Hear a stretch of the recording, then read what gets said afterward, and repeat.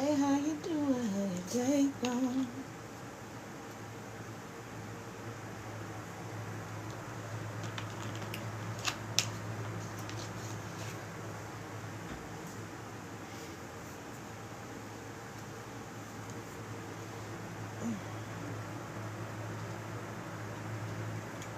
Ooh. All right. We get about 3 minutes early.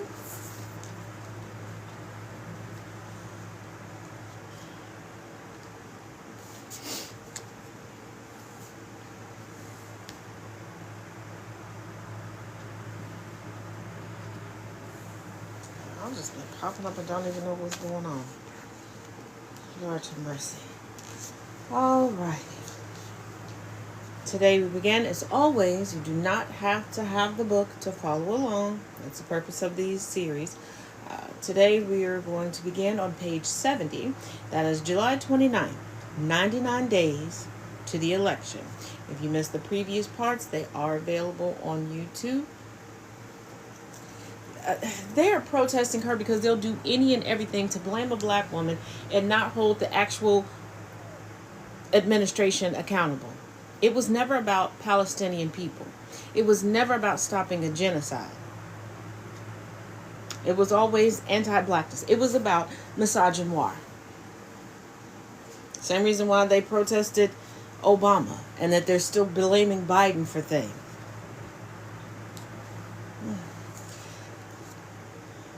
But we're beginning page 70, July 29th, 99 days to the election. I had expected to debate J.D. Vance and had started to prep for that. Now we began to prepare to debate Donald Trump instead. The first session happened around the table in the vice president's residence. Later, we'd moved to the basement at Howard University, fitted out to mimic the set on which the real debate would take place. I'd started my political career freshman year at Howard, running for a seat on the Liberal Arts Student Council against a smart, tough Jersey girl. I still consider it one of my hardest races. That day, we started with the broad strokes of debate strategy. For better or worse, a presidential debate is a television event, not a contest on who knows the most about policy. The aim, my team stressed, was not to be the biggest wonk on the stage. The aim was to walk off leaving the voters comfortable that you have what it takes to be president. A lot of that is demeanor. You need to be confident, clear, and unrattled. The person who is winning, the team reminded me, is the person who is having the most fun. I got into the habit of drawing a little smiley face at the top of the blank pad that was placed on the podium so that I would keep that in mind. Then I drew a line bisecting the page. On one side would go a note about a Trump assertion. On the other, my response. And here's the thing, that's the sad part about it. Most people who think that they're in the know or into politics, they're not. They look at politicians and politics as a game, as the Stanley Cup, the World Cup, the World Series, the Super Bowl. They're looking at who they would hang out with. They're comparing politicians to their family members, their friends, their co-workers, and not paying attention to the platforms, the policies, the track records. This is why you now have fans of politicians instead of pundits and critics and active voters. It is sad that instead of debating the issues and letting a debate be an on-the-spot interview that all of us can look at and grade and decide who we want for the position, politicians have to worry, will they walk away being likable enough for people to want to have a beer with? I don't know about you, but I'm not concerned about hanging out with employees. I'm concerned with how well they do the job. But that's just me. Karen Dunn was the leader of my debate prep team. She is an experienced trial lawyer, a veteran of big, complex cases. If you need a wartime consigliere, she is the one. She is a taskmaster, very smart, and she really cared about me. Among the advice I got that first session, be on offense continually, especially on issues perceived to be vulnerabilities. He will try to rattle and distract you. Don't fall for it. Be prepared to say, that's a lie. Remember, the economy is what keeps people up at night. With Rohini Kasaglu, my former Senate Chief of Staff and Domestic Policy Advisor, we started to create the Debate Book, a binder of issues that we gradually reduced to a stack of cards on which we developed and refined talking points, lines of attack, rebuttals to the kinds of lies Trump might spout. We had a card for every nuance of every subject, and once I memorized what was on that card, I'd draw a big loopy X across it. I am not a trained seer. I am not going to memorize lines and spout them. I have to understand the logic and building blocks of every argument so I can present it clearly and defend it persuasively. We also address the painful matter of imagining what kinds of personal attacks Trump might mount against me. A man who had no floor, who could go infinitely low, get infinitely cruel. He disparaged the war hero, Senator John McCain, mocked a reporter's disability. The gutter was deep for this guy. I'd had quite a big team in the room to get the most diverse range of input I could on how answers would land. But for the part of the prep focusing on personal assaults, I narrowed the group to less than a handful. And that's the thing. Anybody who is aspiring to get into politics, anyone who wants to have a more public page, because here's the thing, I tell people all the time, you are born with a public. Everybody has a public. It's just the size of your public that determines how far your message gets and how much public criticism and critique that you get. But if you decide, you know what, you want to be more of a public figure, you want to get into politics, when doing things like that, stop surrounding yourself with people who work with you every day. Stop surrounding yourself when preparing for debates and public speaking with the folks who know you the most, because they have the background information. So they're going to be more understanding of your talking points and your quips. You need to do focus groups of people who don't know you that well. That was a huge mistake for Kamala. And when it came to personal attacks, don't narrow the room, open it up more. Especially when combating somebody where the gutter is the starting point. Stop giving yourself safety nets if you are going to take the leap out into the public sphere.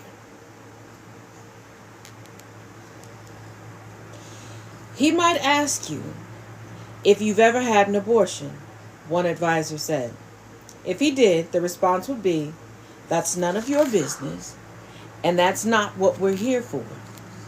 Someone made a dark joke that if he got that personal, I should ask if he took Viagra. Another, had he ever paid for an abortion? And here's the thing. In the Democratic Party, the independent parties, the Libertarian Party, the Temperance Party, yes, they are still a thing, the Pink Party, etc., you have to start coming to the table and matching energy.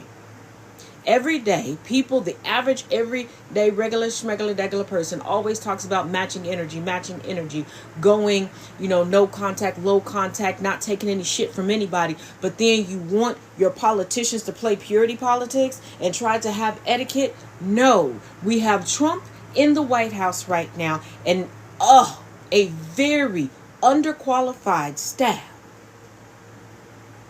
because people wanted to take the high road. Nobody's looking for the high road. We're looking for warriors. And last time I checked, warriors weren't the polite ones in the room. Be polite with diplomats. Be ready for a barroom fight when you step into the barroom. I'm tired of y'all going to the dive bar with Trump acting as if you're at a Michelin star restaurant. Absolutely not.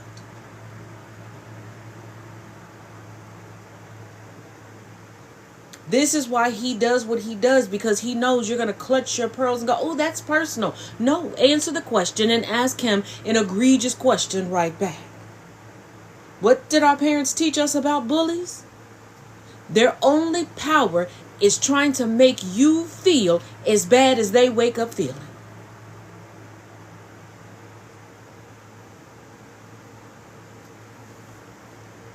In the end, he didn't go down that track. He probably knew a question like that would be exceedingly thin ice for him. It would infuriate just about every woman in America. No, Trump didn't ask that question because he wasn't sure how a black woman would come back at him.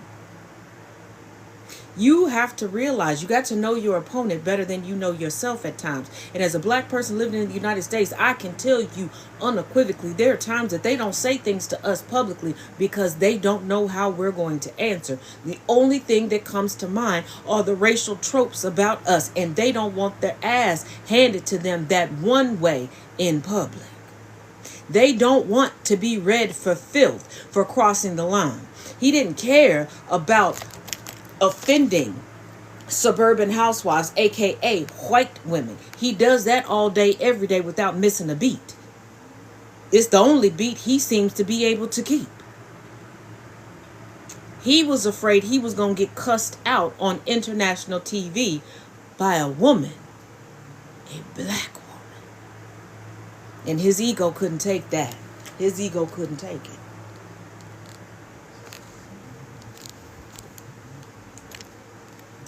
July 30th, 98 days to the election. There were 10,000 people at the rally in Atlanta. It was the first rally designed specifically for my candidacy, not as a supporting act to Joe. And I wanted to liven it up, broaden the cultural appeal, and bring more creativity and fun. Having Megan Thee Stallion opening for me and Quavo as a speaker was one way to do that. Both artists are committed activists. In 2022, Quavo, a talented hip-hop artist, witnessed his nephew and band members shot and killed.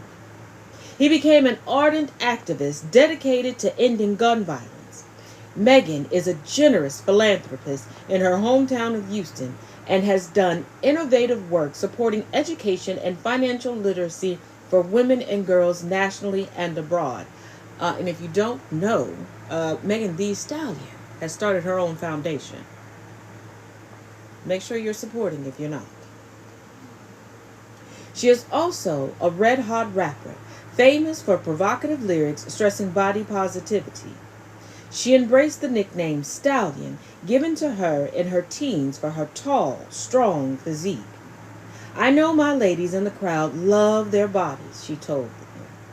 If you want to keep loving your bodies, you know who to vote for. She and her backup dancers performed in blue pantsuits, a witty nod to my style. And even though theirs were of a cut and fit very different from the kind I wear, there had been a question about whether I should have any celebrities at my rallies.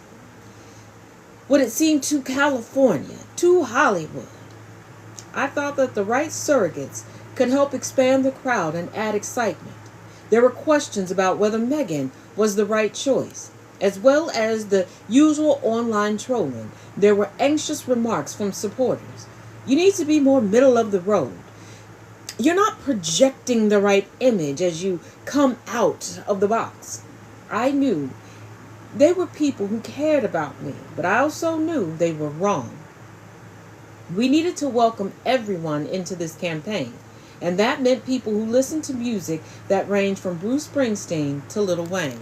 And that's the thing. You cannot keep screaming. Who's going to represent the common person when you only view the common person as who you see in the mirror and who you lie to yourself that you are? Yes, that's what I said. Who you lie to yourself that you are every day. The whole point of rallies is to get information to people who are not sitting in front of 24-hour news cycles. To the people who may not even vote outside of the presidential election. To people who may be voting for the first time. For people who are coming from families that aren't political or civics minded at all. For people who need to understand that they have power and that they matter. Regardless of who they listen to, how they dance, how they dress, where they went to school, or where they work today. You sit here and scream, women, to be accepted, how you are, who you are, for what you stand for. That you should be able to be strong and honest in your sexuality. That you should be able to safely and comfortably dress how you want. But then you see a woman doing that, living her truth, and you pissed, and you're the first ones to go out and attack her.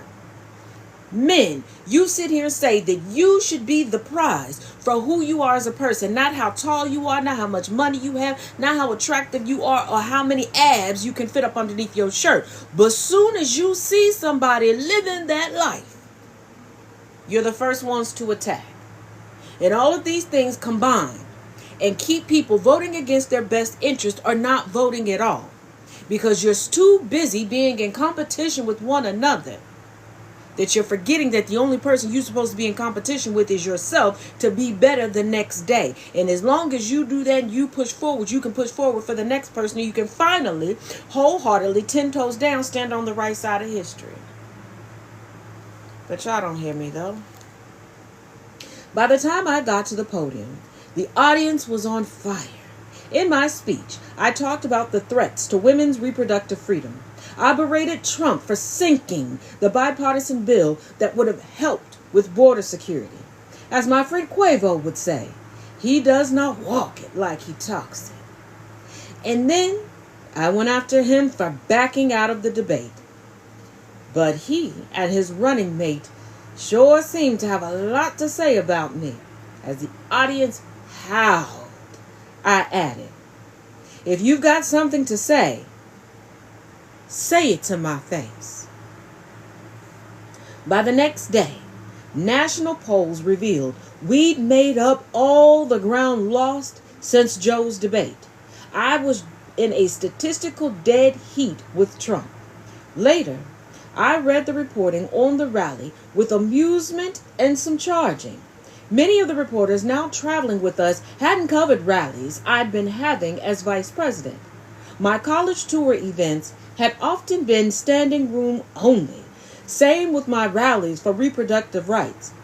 If they had covered those events, the enthusiasm in Atlanta might not have come as such a surprise.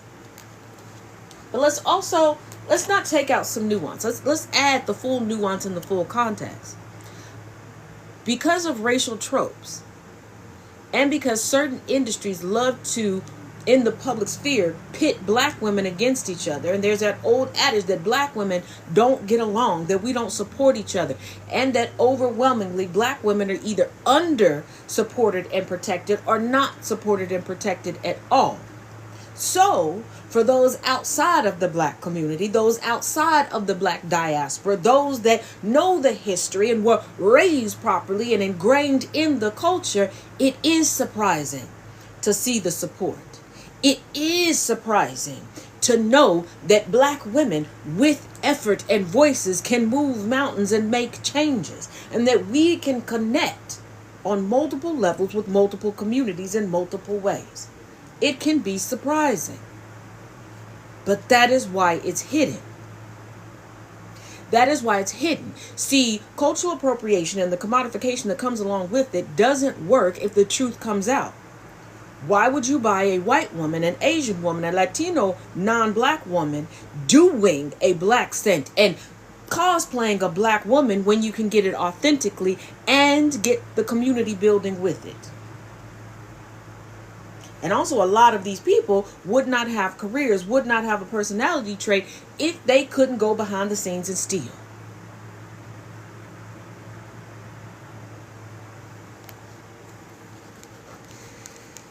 Keep in mind,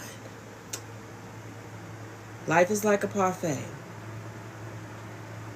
There's layers upon layers. Some you enjoy, some you don't. Some are only enjoyable when they mix with other layers, and some you wish were never added. But they are still there. July 31st, 97 days to the election. In the summer of 2021, during her final trip to Washington as German Chancellor, I hosted Angela Merkel for breakfast at the Vice President's residence.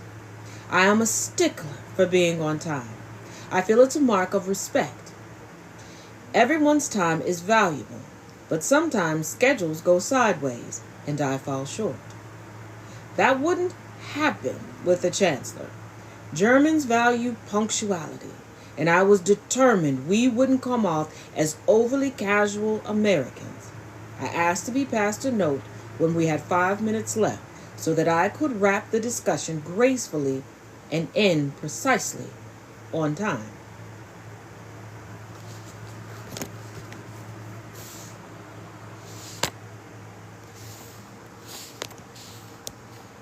There you go.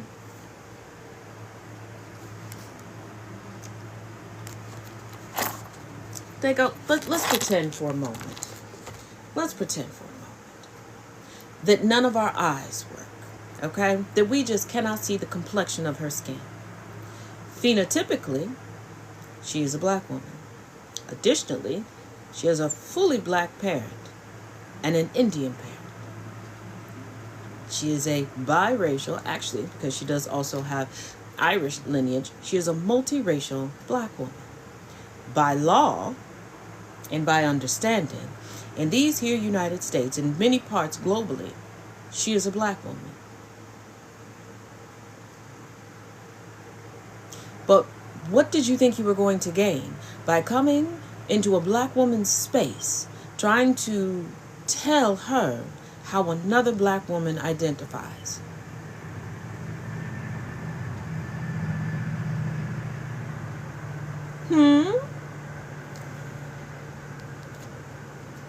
You all should really read the room before you open your mouth. And if you are so strong in your convictions, don't hide behind profile pictures of animals.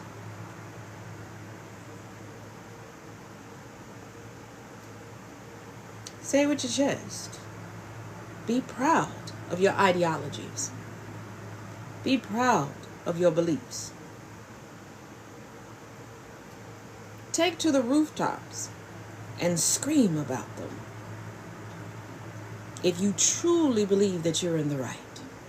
Because all of my beliefs, I have no problem saying publicly and repeating them. They should also read a history book, but it's a lot of big words for Elmo.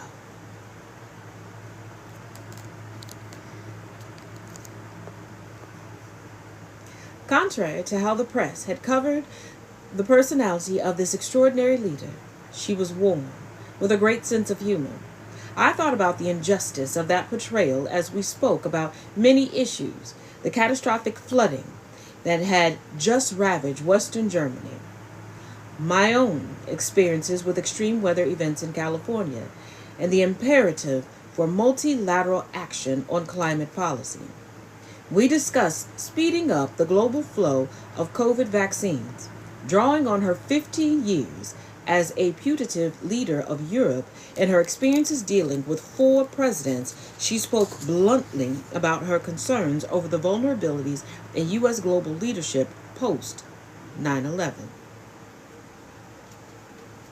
Yeah, it is asking a lot, Nightbird. They're barely getting the C-spot run at this point.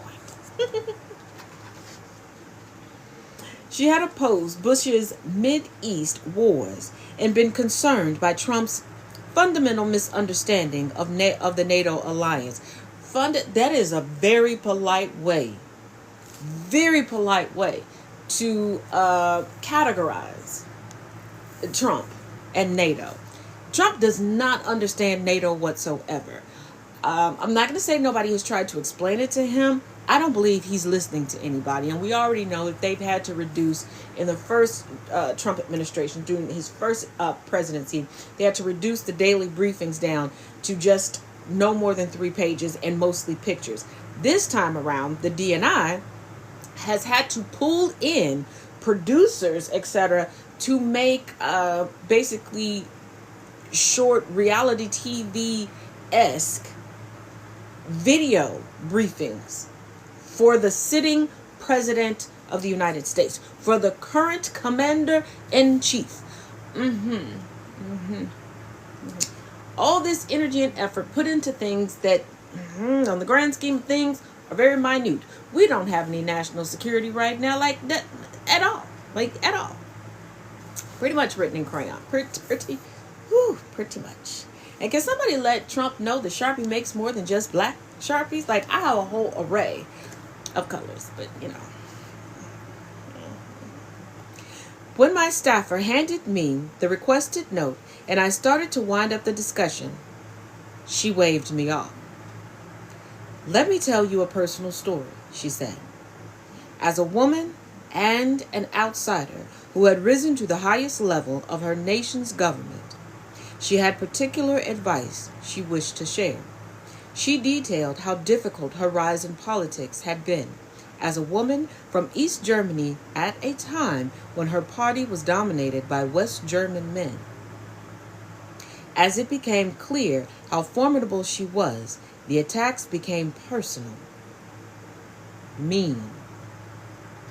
"They used to call me." She turned to her translator, whom she barely consulted during our meeting, and said a German word. "It is a very ugly bird," the translator explained. "They used to call me this ugly bird," she said. "And at first, it hurt me deeply." She leaned forward. "Don't you ever let them make you cry." On July 31st, I was aboard Air Force Two en route to Houston, where I would address Sigma Gamma Rho, another of the Divine Nine sororities. 4 days earlier, a supporter had offered to add a fundraiser ahead of that event. They thought, at such short notice, they might raise $1 million. They raised $2.5 million. I would spend that night in Houston, and the next day I would deliver a eulogy for the Trailblazer Congresswoman Sheila Jackson Lee, my sorority sister, a distinguished lawyer and judge, and a smart and strategic legislator whose district encompassed most of central Houston. She was a breast cancer survivor, but pancreatic cancer had taken her life. I was in my cabin polishing the eulogy when Kirsten, my media advisor, and Lorraine, my chief of staff, rapped on the door. "Trump just said you're not black." He was on stage at the annual meeting of the National Association of Black Journalists in Chicago, being interviewed by a 3-woman panel. It wasn't a comfortable crowd for Trump. He got off to a rocky start, branding ABC reporter Rachel Scott nasty and rude after her first question about why black voters should trust him, in which she quoted his own racist language. Then she asked her second question. Republicans had said I was a DEI hire. Did he think I was only on the ticket because I was a black woman? And here's the thing. During this, I was in Chicago. Then I watched that. And for some people going, well, Taz, didn't you just talk about Trump not wanting to, yes, get checked in public? Because there wasn't a room full of black people. One thing racists do pay attention to in marginalized communities, or communities that have been marginalized, please excuse my faux pas, that we are unwittingly monolithed, and we overwhelmingly are taught that we represent the family as a whole. Okay? So in a room full of black people, he felt he could say whatever because we have to be polite. If we're not, we're dubbed unprofessional, aggressive, and these were all black women, the angry black woman, and he knew he had a Fox Entertainment / news ally on the panel. He knew that if nobody else would take his story and make him the victim, she would. But on camera, the clip farming that would happen, he was banking on. When I say this election cycle was a master class in who and what the United States really is, and there's so many deeper conversations to be had, it's so extraordinarily nuanced.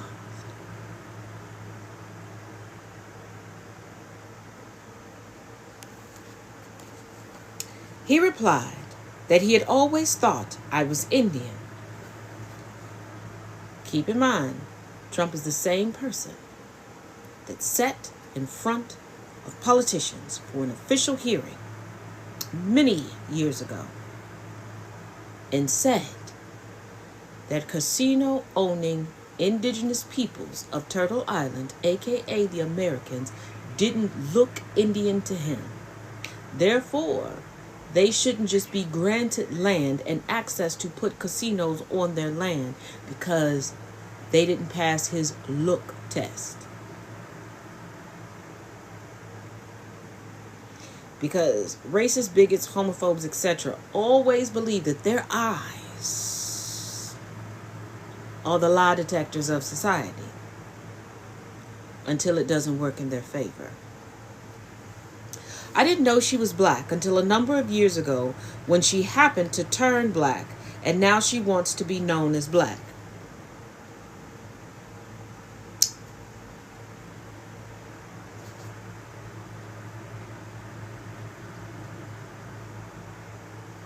Just because you didn't pay any attention to someone, because we know Trump has a long history of just sexualizing people and not really paying any attention to the features, phenotypes, or even skin complexion, does not mean that somebody instantly turned anything.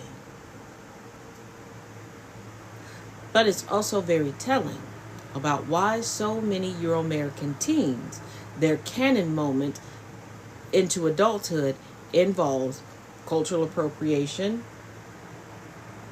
and overt racism.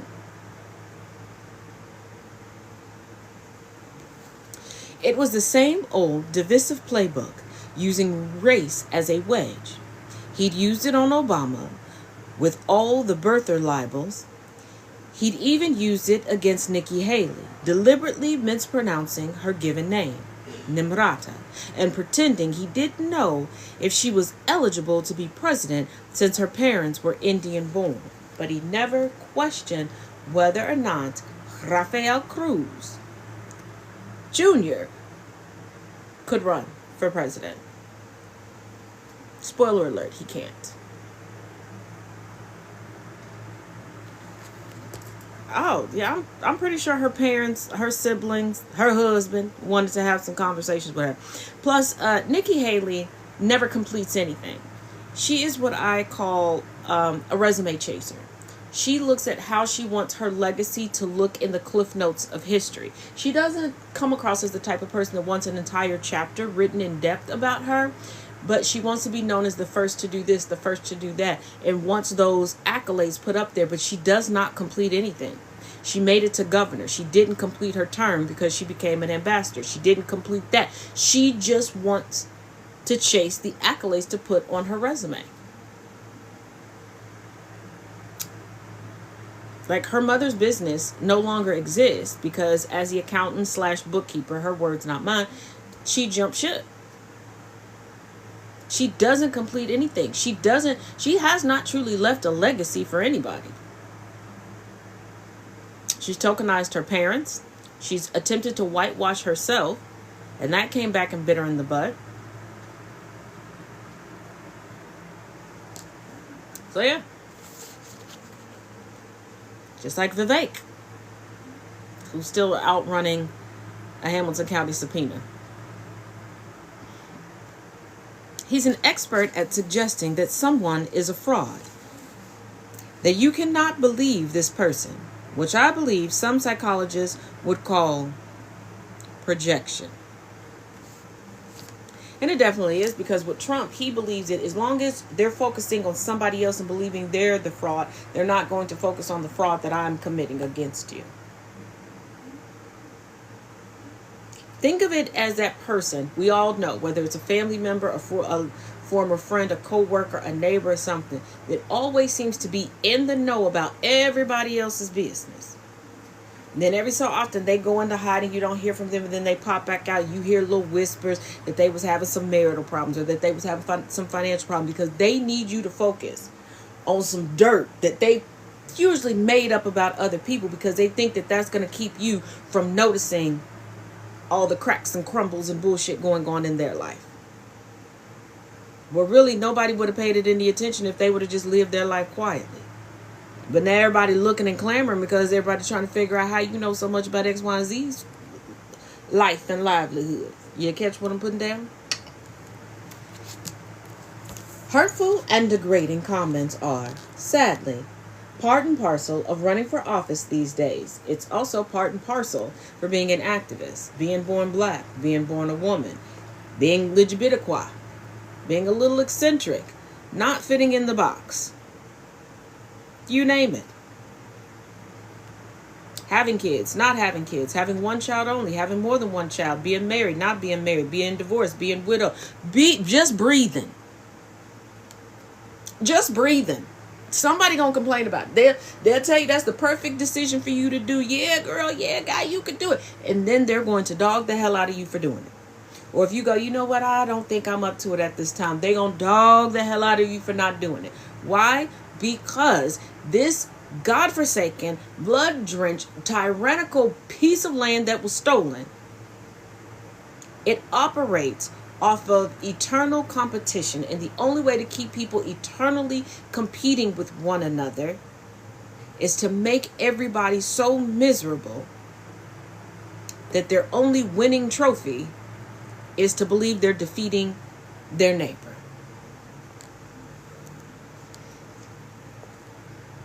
You can't endure it at this level unless, above all else, you care about the people you want to represent and the things you will be able to do to make their lives better. If you do care about that, then there's no time to wallow in self-pity or lament the unfairness of it. Not that you don't feel it. Not that it's okay. It is what it is.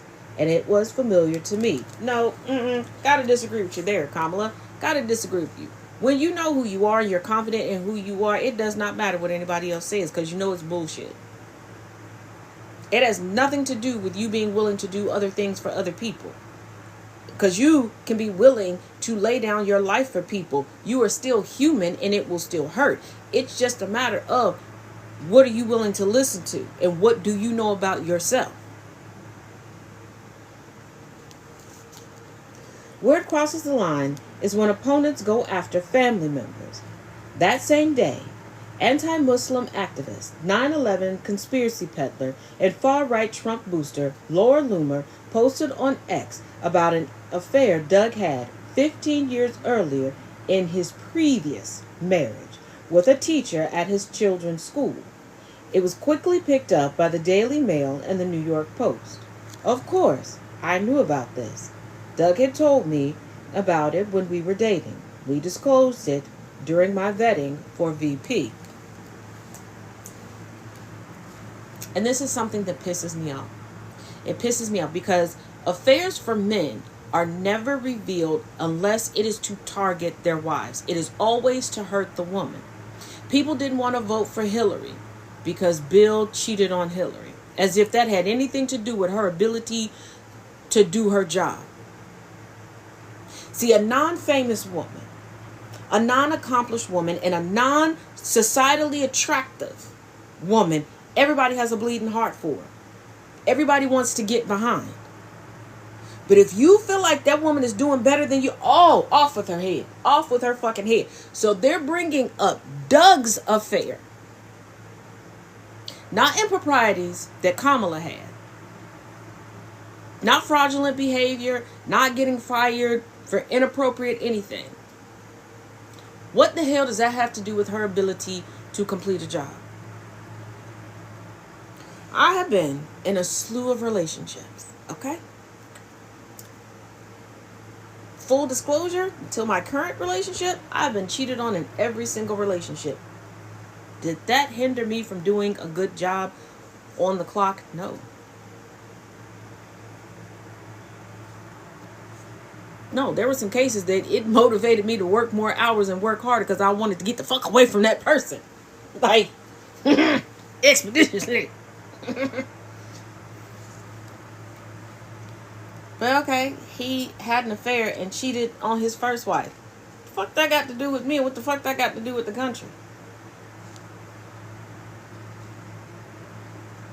And it's funny that during this time, people were more up in arms about that, because I remember this, than they were about the sexual abuse allegations, the rape allegations, and Trump being found liable for sexual assault and being considered by a judge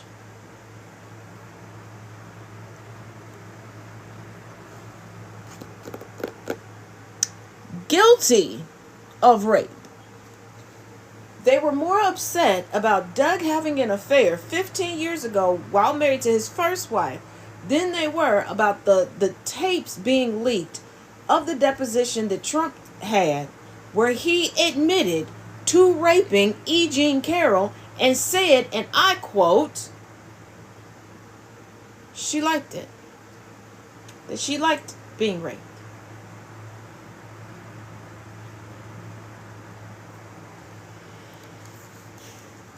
By marrying me and taking a very public stand at my side, Doug had knowingly put himself in the line of fire. His former wife, Kirsten, had not, and neither had the kids. Not for that matter, the teacher, who was soon being ambushed by paparazzi in the driveway of her home. I hated what was happening, that the kids had to be reminded of this awful period, that their friends would talk about it all over again, that Kirsten would have her privacy invaded, and that all of them would be dragged back into a miserable time. And see, it's things like this gossip hound mentality. I miss the days where there were rules to gossip. Kind of like there were rules of engagement for thievery and murder and everything else, you know? A better, more etiquette-driven time, if you will. But things like this is why so many great people who should be in politics, that would do the good work, that would get into the good trouble, don't. Because you all don't really want to elect anybody who's not married. But everybody's spouse does not want to give up their life for the sake of their spouse's dream. They're willing to help and be supportive, but that's not their career. That's not their passion. And then you want to constantly dredge up things for what?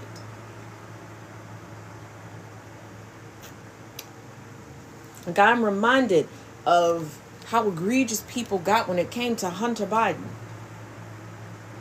But y'all are quick to say that somebody needs to go to the Betty Ford clinic. Did you forget who Betty Ford was?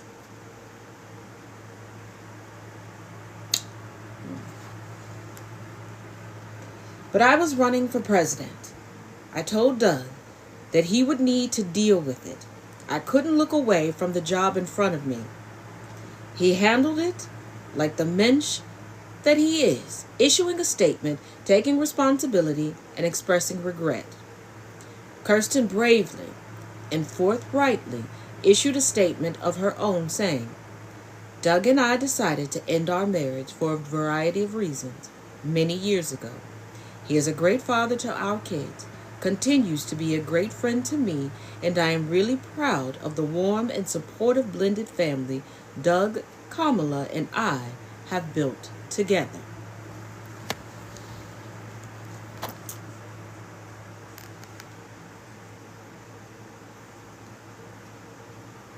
And y'all thought that this was going to be a messy baby mama versus new woman type of situation because she's black.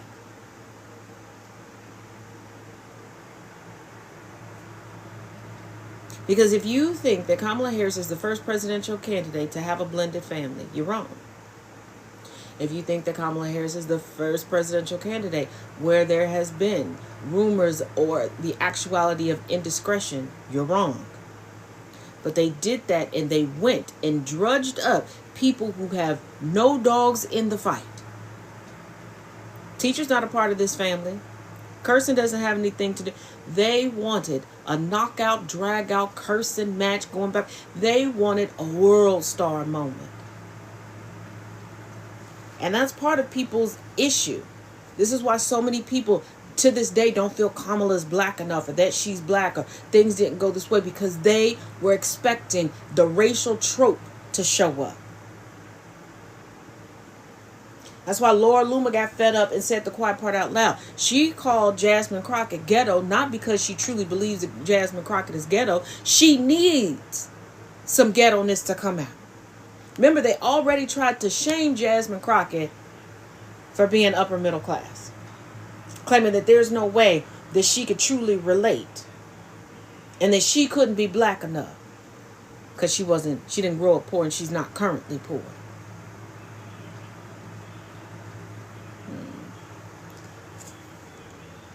People like Loomer do their dirty work hoping their target will lash out and say something inappropriate or be personally wounded to distraction. I don't want my family to be hurt. And I think that's true for every honorable human who runs for office. If we were holding on to norms of decency, families should be off limits. Sadly, they are not. The happen to turn black remarks blew up all over the media. Trump's team pulled out an online cooking show where I'd made a masala dosa with Mindy Kaling and chatted with her about my maternal grandparents, using it as proof that I claim to be Indian. I'm proud of my Indian heritage. Good evening, Jackie. And here's the thing. Trump has talked about his German genes. He has more than just German blood. But the problem is, Trump also has some disdain. The Trump family, you now know them as Trump, they never wanted to be here. The United States was supposed to be a temporary safe haven, an asylum, a place of refuge, if you will, so that the men could avoid conscription. They did not like the military. They did not want to be in the military. This was not some conscientious observer type of thing. They didn't like to take orders. They didn't like to be yelled at. And they weren't the most physically fit. Okay? They weren't alpha bros. So when they were expatriated from Deutschland, there was really no place else to go. Keep that in mind as you all are rallying to call Trump the ultimate patriot and saying that he loves this country so much. If Germany right now was to reinstate his citizenship, he would be on the first thing smoking out of here. So is he American when all he talks about is his German genes? Or did he suddenly turn American when he ran for president and started talking about being a patriotic American? I was running to be president, not to be an American history professor. It wasn't my duty to school the former president on America's racial history, the one drop rule, the 1/8 law, and how this history had been and still is weaponized. Oh, I wish they would take him back, Nightbird. I really do. And here's the thing. And there were a lot of people that were coming out claiming that Kamala Harris couldn't be black because she's related to slave masters and slave owners. And I'm like, you all know the history. I need you all to stop pretending as if you don't. Because you all are the same ones that love to get up and wave around your 23andMe and tell us about your 2% Nigerian, your 0.0065% Ethiopian. And you know how it got that way. You got motherfuckers right now claiming that they're black because 5.5 generations ago they have a great-grandparent who unwittingly became their great-grandparent because of sexual assault and trauma.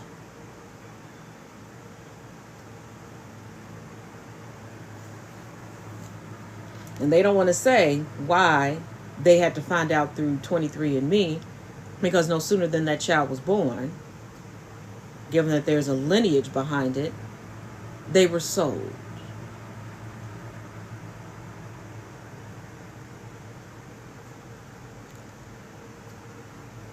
When my mother came alone to this country from India as a 19-year-old student in 1958, there were still very few South Asians in the United States. She knew that with a black Jamaican-born father, Americans would see us as black children. She raised Maya and me to be proud black women. I could hear my mother's stern voice.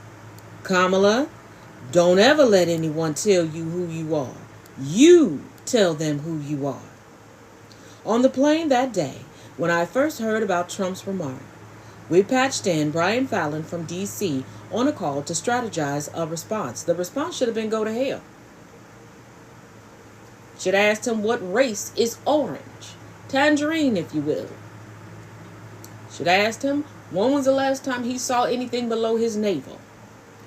Ask who is in charge of the Depends runs. Ask him what comes with the Kenkel special.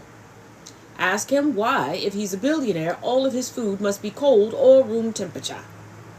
Ask him, does he realize that drinking a Diet Coke with everything does not eat away the fat? Ask him, does he know that we can see that he does not properly blend his makeup and that technically he's a drag queen? You know, this is probably why I'm not a political strategist. This is probably why. It would be a lot more entertaining if somebody would let me be their political strategist. I'm just saying. You know? What do you think?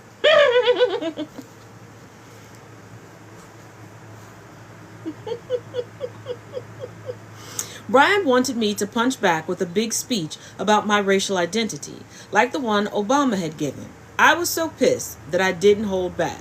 Let's not do speeches. Let's go question for question, bar for bar. Kamala, you hang out with a lot of rappers. Have them write a smooth verse for you, okay? Get Chloe Bailey, okay? Chloe Bailey and Missy Elliott get together and produce a track for you. That's what you should have did. A diss track. If you'd have had a bomb-ass diss track, we wouldn't be here, okay? Come on. You'll tell me you wouldn't have rocked your pearls and your Converse and you would have been crip walking to a Kamala diss track on Trump? Oh, AK-1776. Let's take a look. On her knees. Really? She's not the one with allegations of cheating or anything like that. And I don't know how you win elections by sucking people off. Trump is the one that kept people on their knees and didn't even pay them for it. He didn't even pull a Jerry Springer by trying to pay them in a check that bounced.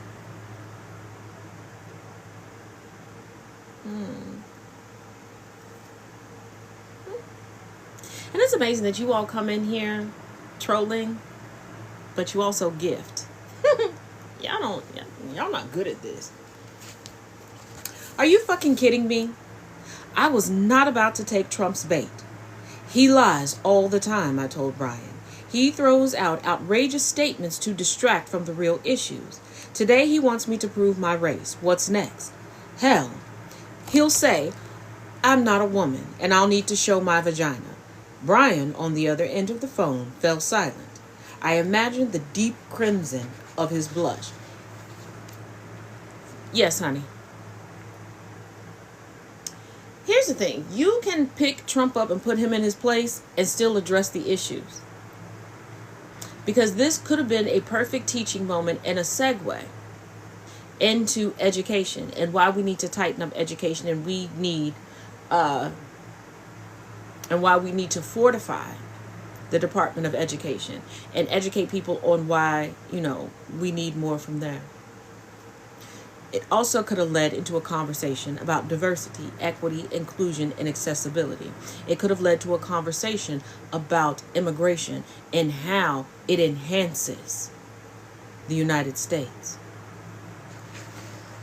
Kamala, you cannot go in one breath and say that you can't let these things get to you and that you have trained yourself to not let it get to you and then let it get to you where you've missed the teachable moment that you need to be on top of in order to move into the spot of POTUS.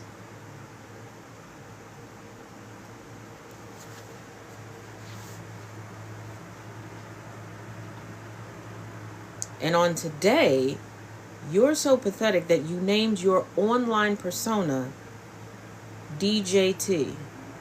And you saw me, clicked in, decided to comment enough characters that you are further boosting my content out into the algorithm. Ooh, you taught me.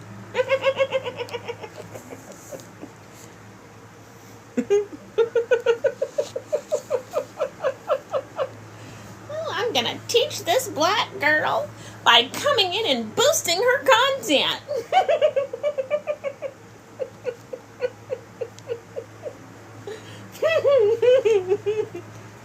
Trump, so you just want to set fire to the Constitution? I have to delusional? Okay. I know words are hard for Elmo and Rocco, but take a moment, take a deep breath. I believe in you. Use your big boy smarticle particles with all your might and put together a coherent sentence like the big boys do all day in school, okay? Trump 2032. Oh, you want a dictatorship. Okay, and amazing that you think Trump's going to live that long. Everybody, the only one with the initial DJ2.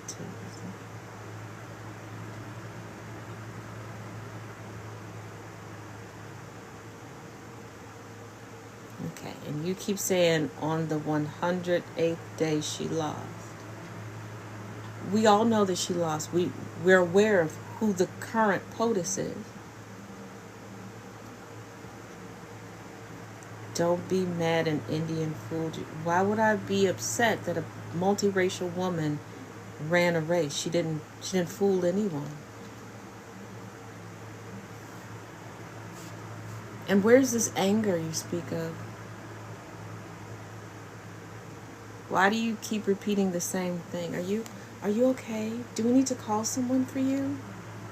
Are you having a stroke? Do you smell burnt toast? Oh, or is this the part where I'm supposed to throw a tantrum and get upset and start cussing you out and yelling and all that stuff? Is that... I didn't schedule that for today. I don't really have the energy for that, and that's not really my style.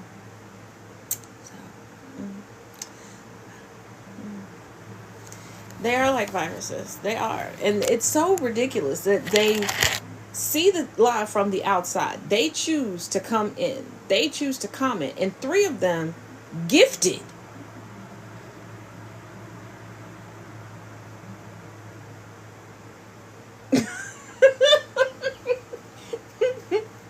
Like one got the emblem that they...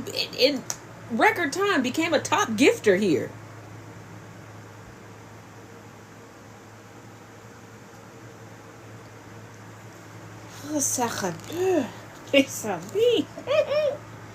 Okay, we're gonna. Okay. All right, this one's a short one.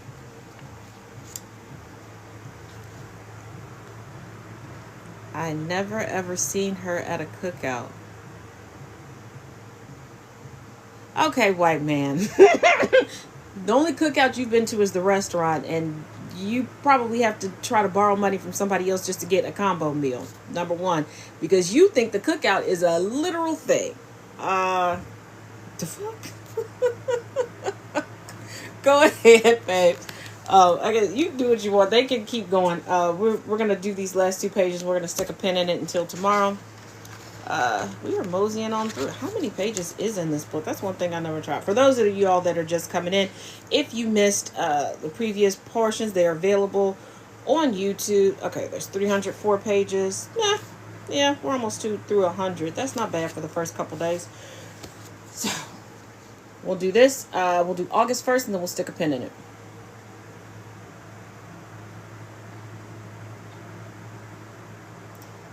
Not even a black hood.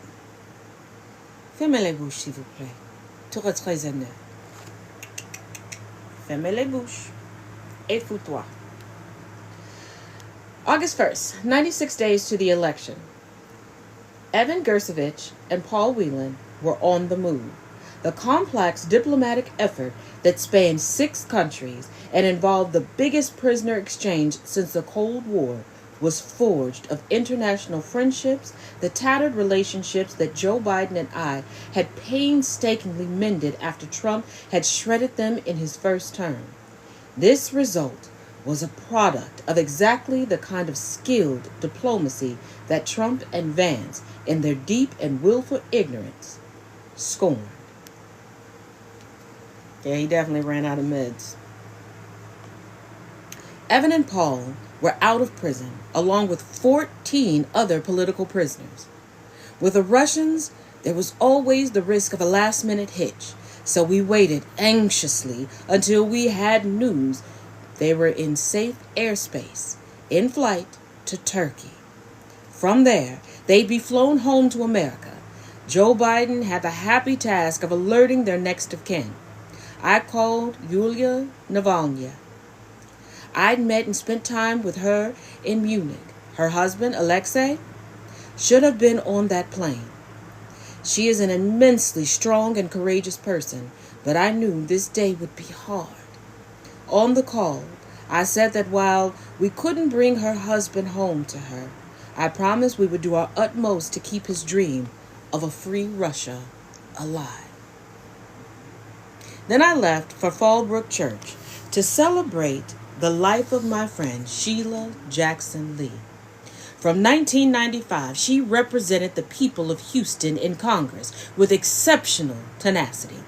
President Clinton joked that her name was on the shortest list in the White House, the Just Say Yes list, because you knew she was one of the people who would never stop until she got the thing she wanted from you. So, you might as well say yes right from the get-go. After the service at the Houston airport, I was able to speak to the traveling press about the good news that Russia's unlawful detentions and mockery of justice were finally over. We landed at Joint Base Andrews. The plane carrying Evan and Paul was not due to arrive there till almost midnight.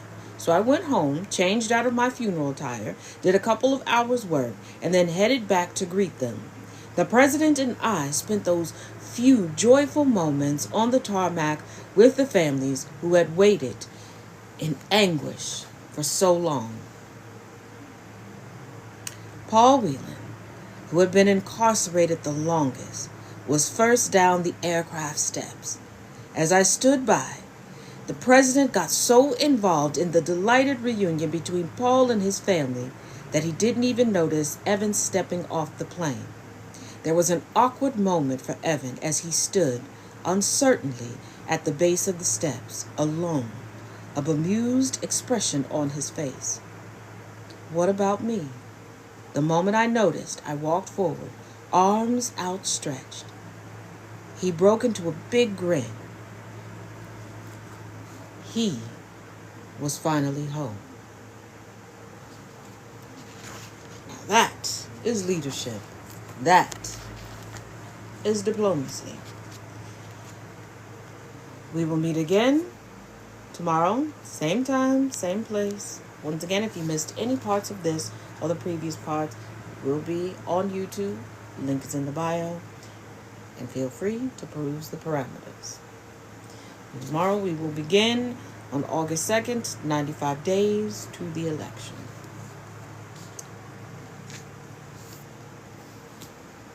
As always, each one teach one, each one reach one.